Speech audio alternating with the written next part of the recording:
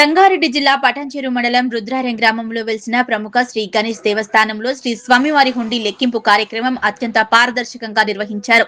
దేవాదాయ ధర్మాదాయ శాఖ అధికారులు, ఆలయ ఈవో, చైర్మన్ సమక్షంలో భక్తులు కానుకలను లెక్కించారు.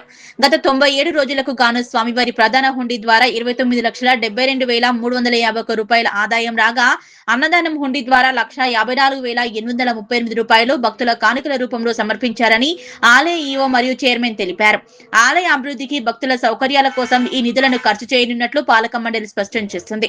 ఈ హుండీ లెక్కింపు ప్రక్రియలో దేవాదాయ ధర్మాదాయ శాఖ ఇన్స్పెక్టర్ వి రంగారావు, దేవస్థానం ఈవో ఎన్ లావణ్య మరియు దేవస్థానం చైర్మన్ ఏ హరిప్రసాద్ రెడ్డిలు పాల్గొన్నారు. నమస్కారం అండి.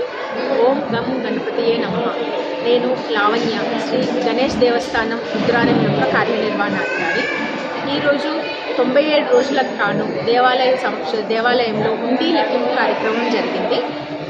ఇటు హుండీ కార్యక్రమంలో ఆలయ చైర్మన్ హరిప్రసాద్ రెడ్డి గారు, ధర్మకర్తలు, మా దేవాదాయ శాఖ ఇన్స్పెక్టర్ రంగారావు గారు, రెవెన్యూ సిబ్బంది, పోలీస్ సిబ్బంది, ఆలయ అర్చకులు, ఆలయ సిబ్బంది, తర్వాత సేవా సమితి వాళ్ళు, ప్రెస్ అందరి సమక్షంలో ఇటు హుండీ లెక్కింపు కార్యక్రమం నిర్వహించడం జరిగింది.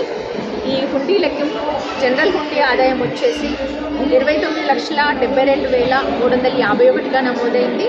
అన్నదానం హుండీ ఆదాయం 1,54,838 రూపాయలుగా నమోదైంది. ఇది మొత్తం వచ్చేసి 31,27,189 రూపాయలుగా నమోదైంది. గతంతో పోలిస్తే హుండీ ఆదాయం భారీగా పెరుగుదల నమోదు చేస్తుంది. భక్తులు అధిక సంఖ్యలో పాల్గొంటున్నారు. ఇదివరకతో కంపేర్ చేస్తే భక్తుల రద్దీ బాగా పెరిగింది.